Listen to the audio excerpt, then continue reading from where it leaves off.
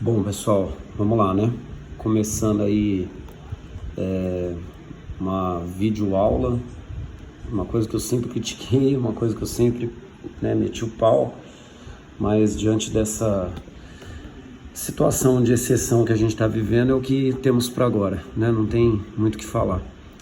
Então, a gente está vendo Geomorfologia, capítulo 2, da frente A, tá?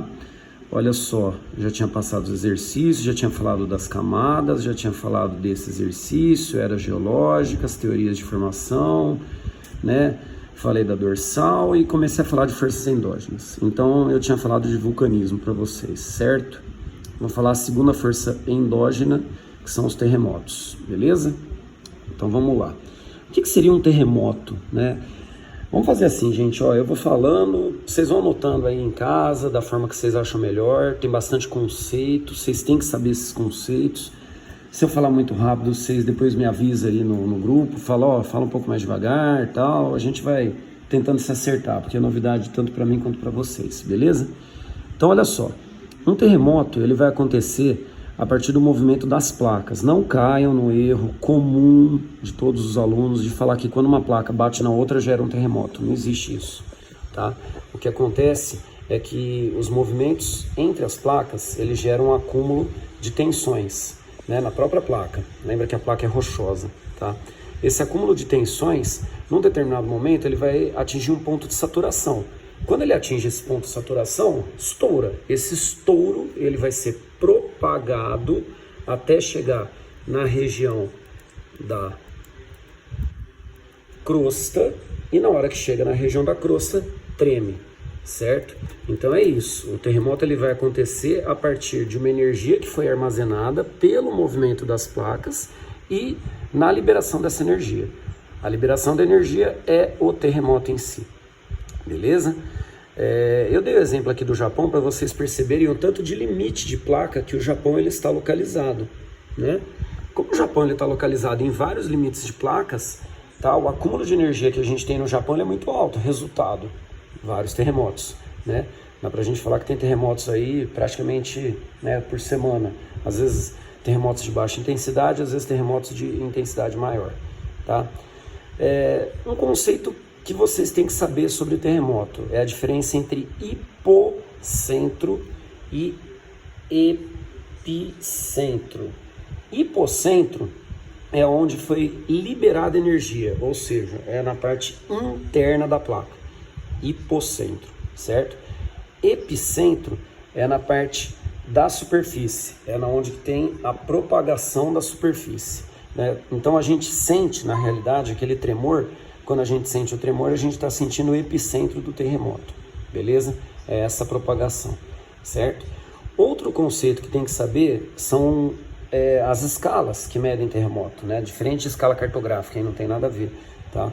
A gente está falando de escala Richter, que seria a quantidade de energia medida no epicentro, tá?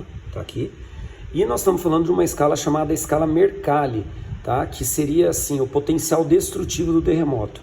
Então vamos entender, um terremoto no Japão às vezes tem uma escala Richter alta, tá? Que seria aí 8 pontos, sei lá, na escala Richter, que é considerada uma escala alta. Só que o potencial destrutivo não é alto. Por quê? Porque o Japão ele tem, né, uma infraestrutura, né, muito boa para poder suportar tremores de alta intensidade. Aí você tem, por exemplo, um terremoto no Haiti, e o terremoto no Haiti, a escala Richter talvez não seja tão alta. Vamos colocar aí 7 pontos, que é de média para alta. Só que a escala Mercalli, ela é alta, porque um terremoto no Haiti, que é um país pobre, causa um desastre terrível, entendeu? Então os terremotos, eles são medidos também de acordo com essas escalas. Richter vai medir o tanto de energia que foi liberada no epicentro, como a gente já viu, tá? E escala Mercalli, né, vai medir o potencial destrutivo, certo? Bom, vamos passar para as placas. Nós temos então aqui, né, o limite, que a gente chama de limite divergente entre placas. Dá uma olhada. Aqui seria a região da África, aqui seria a região da América, né? Então, o que acontece? Nós temos as correntes de convecção, que são formadas pelo afastamento das placas, tipo uma placa vindo nesse sentido e a outra placa vindo nesse sentido, certo? E aí, isso aqui vai fazer uma pressão no manto, que vai gerar uma pressão no magma para o magma subir. A hora que o magma sobe, ele vai bater na crosta, tá? Esse bater na crosta provoca dobramentos, que a gente chama de dobramentos modernos, no caso, tá? Aqui é a formação da cordilheira, chamada de cordilheira meso-oceânica, né? Bom, aí essa cordilheira seria o primeiro evento formado e ela é constante, ela vai estar sempre sendo formada, tá? Nós temos as cordilheiras que são oceânicas e nós temos as cordilheiras que são continentais, tá? Então estão sempre sendo formadas. As correntes de convecções, elas vão continuar, ó, tanto desse lado quanto desse lado, para pressionar o magma a subir. À medida que vai continuando isso, vai tendo um acúmulo de energia. Lembra que eu falei daquele acúmulo? Se houver a liberação dessa energia, o que acontece? Tremor, tá? E aí a gente tem um tremor, no caso aqui um tremor no mar.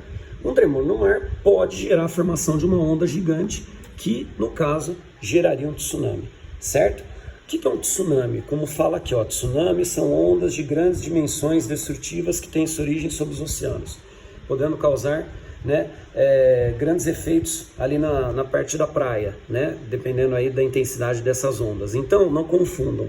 Tsunami não é o terremoto. Tsunami é a onda gigante que foi formada em decorrência de um terremoto, tá? No caso, né, um terremoto que aconteceu no mar, beleza?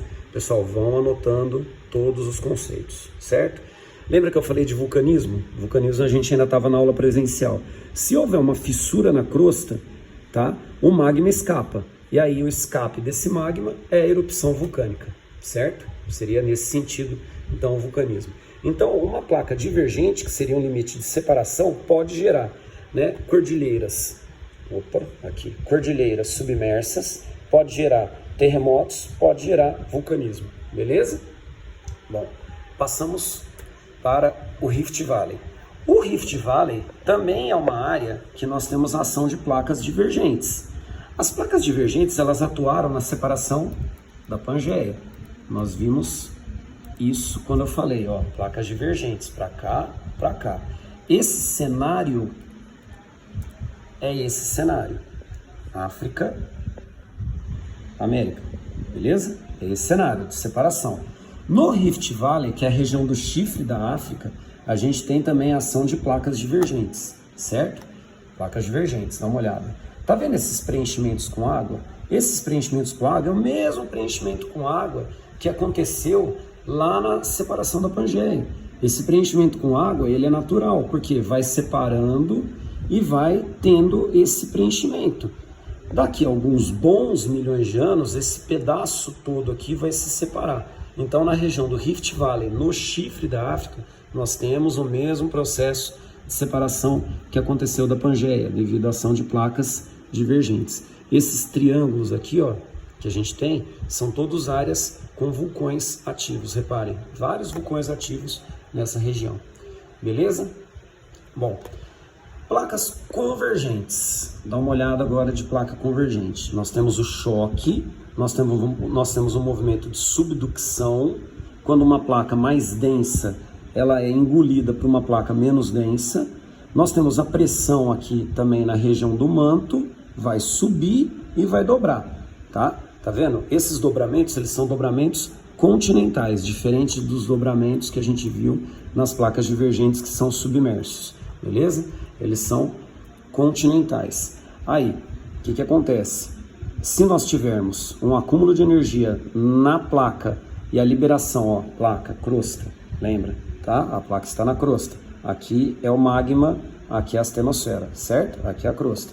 Se nós tivermos uma liberação da energia na crosta e a propagação dessa energia, pode ter um terremoto, beleza? E aí teremos um terremoto, certo? Se de repente essa liberação de energia gerar uma fenda, tá? Gera o vulcanismo. E aí é vulcanismo continental, tá? Lembrando que nós temos placas convergentes nas áreas internas, que pode ser esse choque aqui, tá? Que a gente chama de obducção. A gente tem desse jeito, que são nas áreas litorâneas, tá? Andes rochosas, que gera esse aqui, que é a subducção que a gente acabou de ver. Beleza? Cuidado então para não confundir isso, tá? Então nós temos aqui as convergentes, beleza? E as placas transformantes? As placas transformantes é o limite paralelo, ó. Uma placa vem nesse sentido e outra placa vem nesse sentido. É tipo um efeito serrote. Imagina você pegar uma faca e cortar um pão. Vai fazer isso. É uma fenda. Região que acontece isso, Falha de San Andreas na Califórnia. Vai separar também essa região, tá? Nós temos também terremotos, nós temos também atividade vulcânica, nós temos também formação dessa fenda, né? Não é uma cordilheira, mas é uma fenda que é formada, é um rasgo que a gente tem no relevo nessa região das placas. Fechou?